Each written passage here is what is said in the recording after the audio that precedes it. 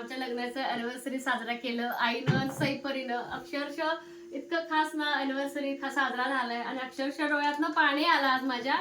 तर मुलांनी स्वतःने हाताने तयार करून हे बघा परीनं किती छान गिफ्ट तयार करून दिलेले, अगदी मन भरून आलं.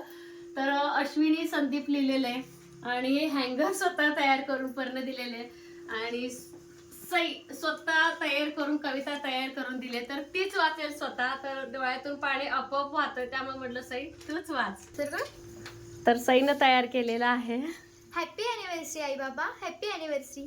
मी तुमच्यासाठी लिहिलेली ही खास कविता, तुमचे माझ्या आयुष्यातील स्थान.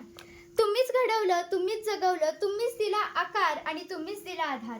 जोपर्यंत आहे हा आधार, हार होऊनही कधीच होणार नाही माझी हार. तुमचा माझ्या पाठीशी असलेला आशीर्वाद म्हणजे एका वेलीला आधार. तुमच्या हसण्याने फुलून जाते घर, तुम्ही झाला निराश, आम्हाला काहीच वाटत नाही खास.